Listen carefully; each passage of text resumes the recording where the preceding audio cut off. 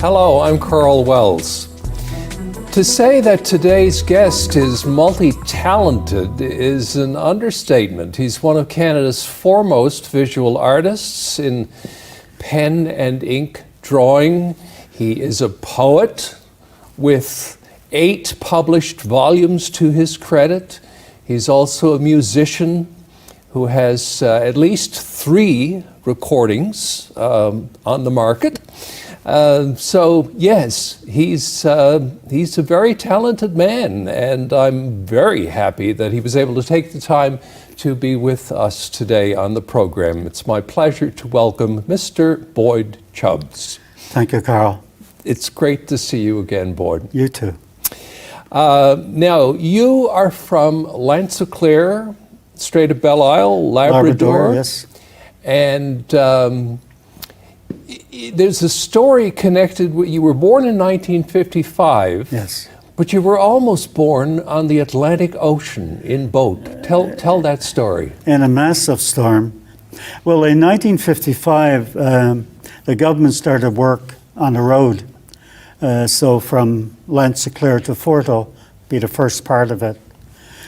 So that summer, all the fishing people went working on the road, like you would, except for 2 men. They had either bad backs or something. So mother went into labor with me. But there was a massive southwest storm, massive.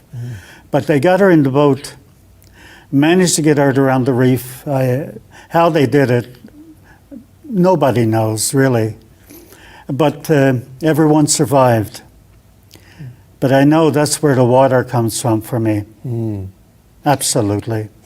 You have said many times, I think, that you had a magnificent childhood. Yes. Why was it magnificent? A wonderment. Wonderment. Grew up with huskies.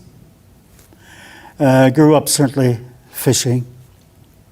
And then the berry grounds, the cliffs, winter with the different snows and the crush and the silence, except for dogs passing things around.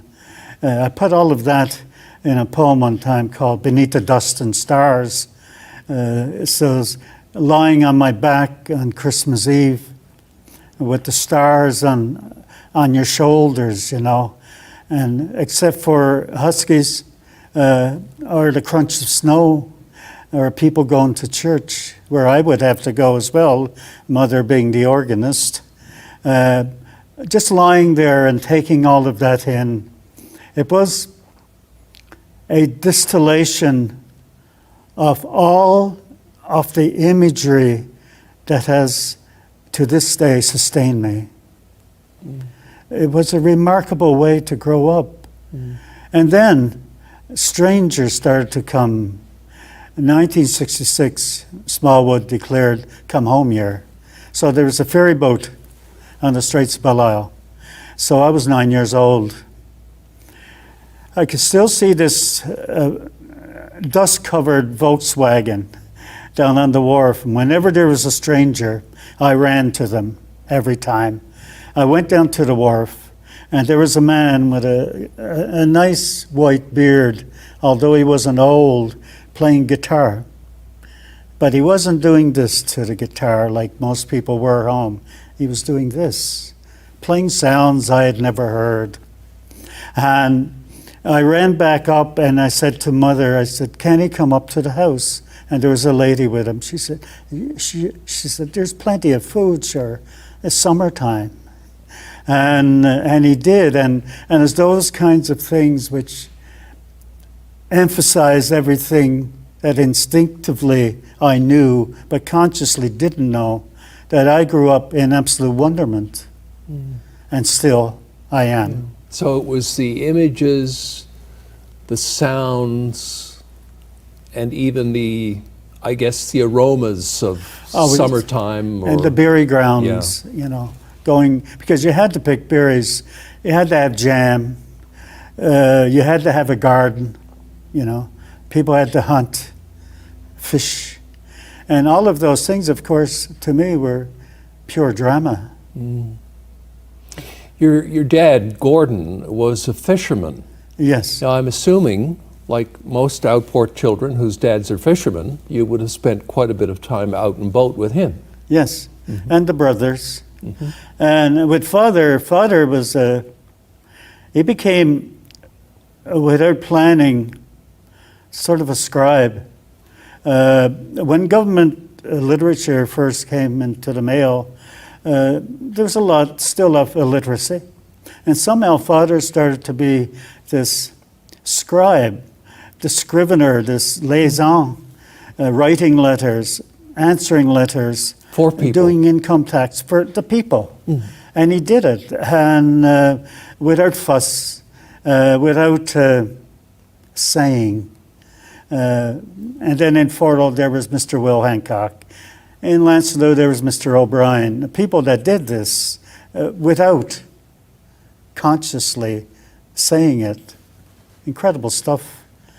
Yeah, it is incredible, isn't Yeah. it? Yeah.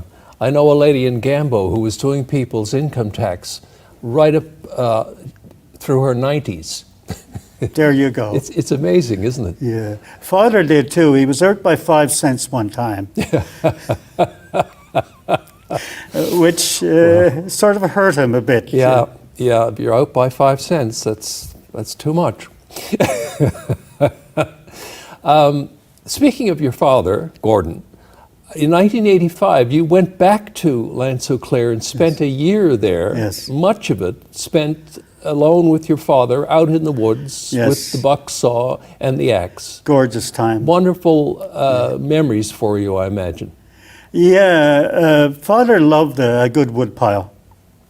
And that year we had 2 magnificent wood piles. And like boys that we were and are and always will be, we would stand back after all the wood was put up and do that, and then look at each other and grin. And in the woods, and then of course father was a pipe smoker, so you get that smell as well, right? Then little breaks, and you look around at the woods and the snow, and you see a partridge, and you think, this is it. This is it. Plus, of course, the absolute necessity of surviving, of having and gathering. You know, it's gatherers, you know, to keep warm, to have shelter, and all of that. And with father, who was still in pretty good form in those days. A couple times mother went in with us, the church organist, and but from that generation, you know quite well. Sure, there were complaints, but they were on a scale of 1 to 10, probably -1 to what the people set about to do, and did it always, because there was no net. You know about it. And I recall specifically one time when I was away living somewhere else, and somehow either I sold a drawing or something, and I had this money, and I immediately sent it home. And when I got back to visit, mother and father said they still had it in the envelope, and like to give it back to me. I said, no. I said, that's for those years.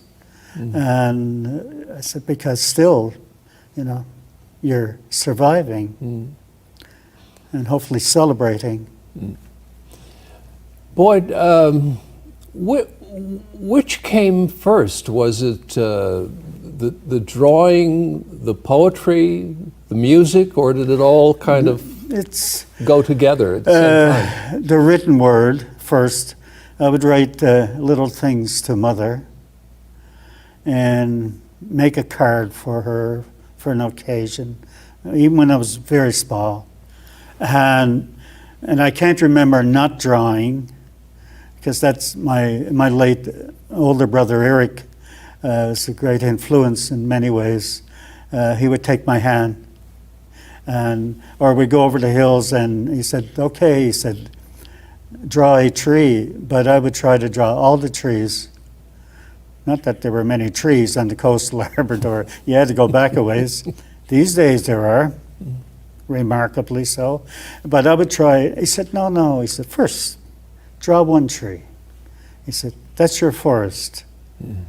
And so I can't remember not drawing. The guitar came much later, although there was music everywhere. Guitar players, fiddlers, accordion players, the gambit, harmonica, as my father would play. But my late brother Eric was away, and I think it might have been Walvish Mines for work. And this package came in the mail one day, the second biggest package ever came to Lansinclair. He sent the biggest one, which was television. He was always ahead. First tape recorder, he was one of those. And it was a guitar, but it had nylon strings. It was Spanish, classical. So my buddies would make fun at me, call it half a guitar. But I couldn't strum it, and I would run after musicians to get them to tune it for me. I would never strum it. I tried to do this, which went back to 1966. The man you the saw. The fellows that sitting on the grump, getting eaten by flies, and playing guitar. And he came back in subsequent years. He taught at the University of Chicago. He and his wife as well. He was a historian. I'm pretty certain she was a sociologist, not certain. And so by the time he didn't come back, I was starting to play a little bit. And he would still come to the house, and he would say, yeah, but, So words came very, very early. Can't remember not drawing, and then the guitar at 14, which is a bit late. So there were 12 in your family. I'm assuming that some of your siblings must have had artistic talent as well, or? Well, Eric. Yeah. But a couple sisters would draw, like cowboys and stuff like that. Brother Enos, who's the youngest, he still plays.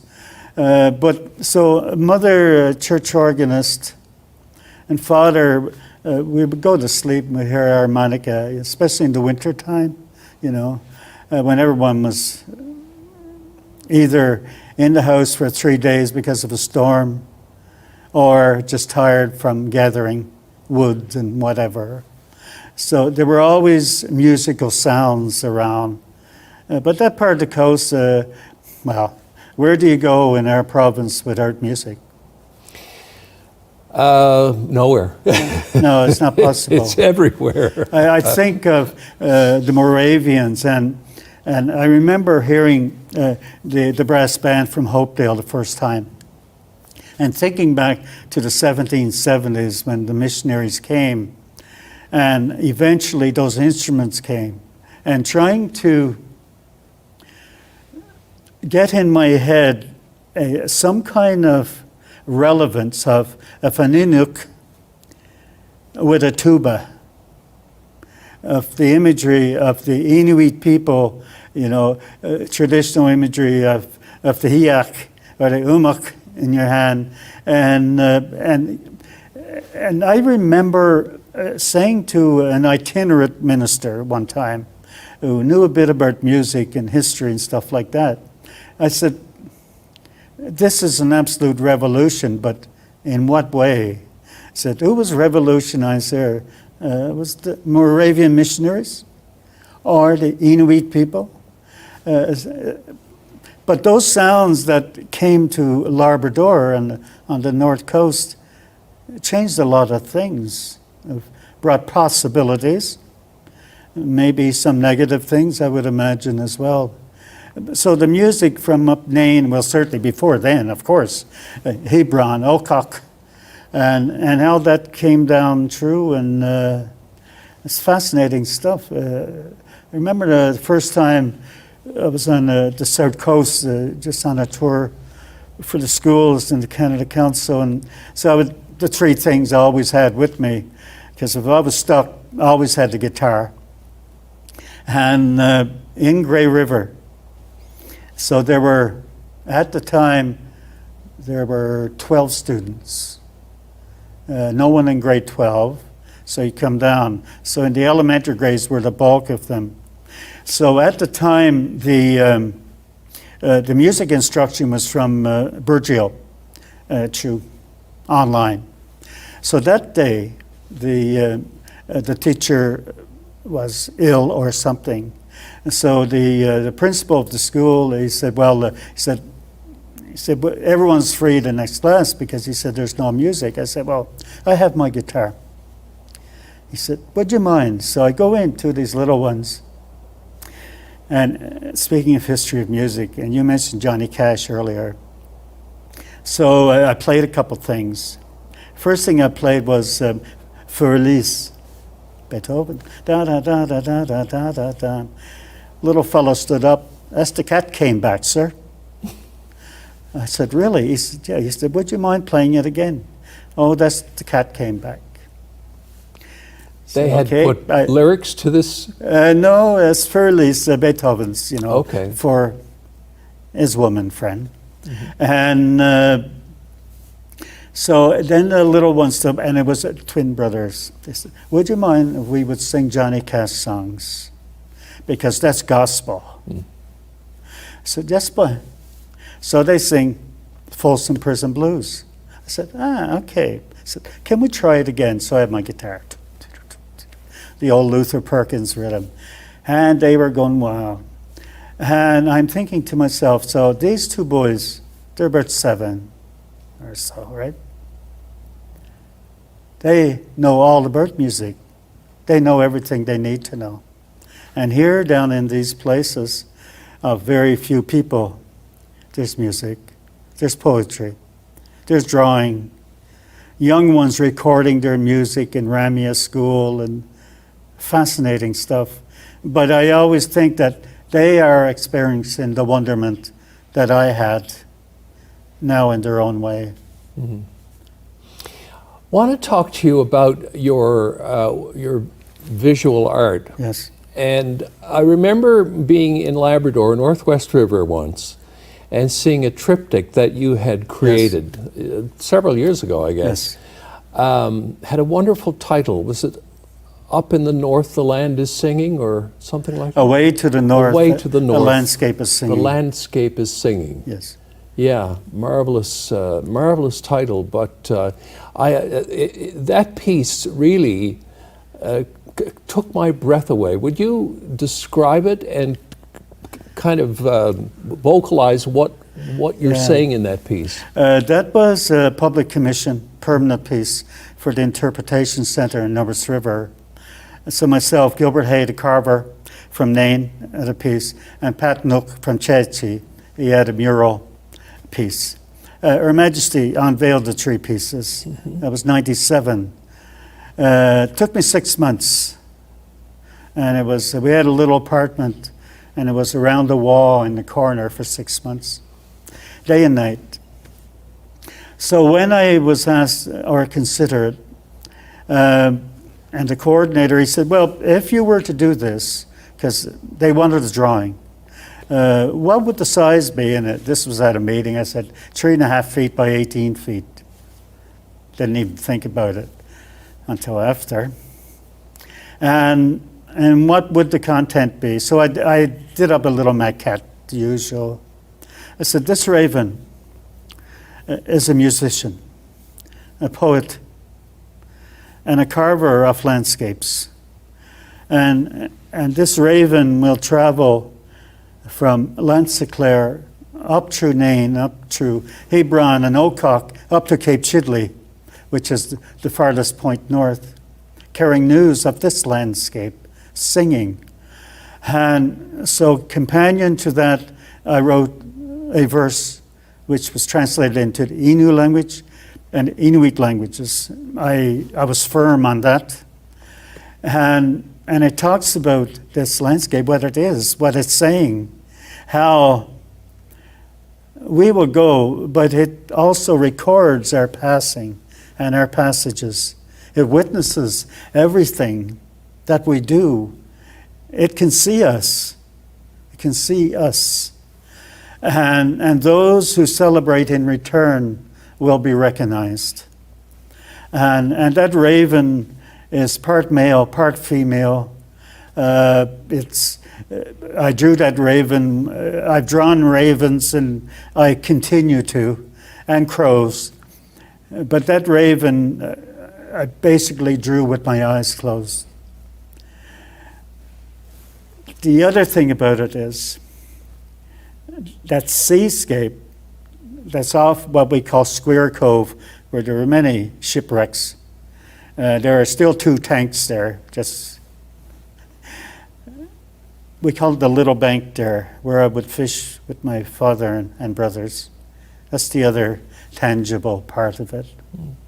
You've called your visual pieces visual poems. Yes. And having said that, it reminds me in a way of William Blake, who was also a visual artist and a poet. Do you consider yourself to be kind of in that same mold? Would it be fair to say you're in a sense a throwback to the Romantic era? Well, I don't mind that. Certainly, to use a poor phrase, but it's true, I am a student of history, constantly, deeply. And looking through from hieroglyphs to Sanskrits, to the calligraphy that the Chinese invented, up through the Renaissance of not only Italy, of Germany and France, and up through the time of William Blake, and to our modern times in our place, this place. Without romance, there's no life. No. Yeah. Work can't be done. That's just me. But I know, and then, the ultimate definition for me of romance is the ultimate balance of passion and reason. And that balance keeps it steady. And that's why with reason I use what you would call recognizable subjects and objects.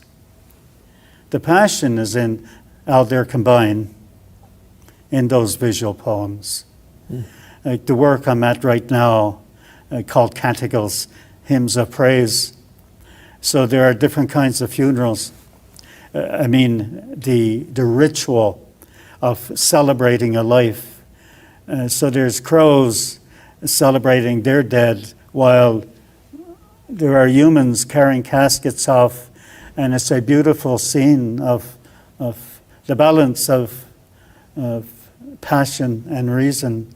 And in another one, there's an elephant, because there was an elephant twice in St. John's with a traveling show.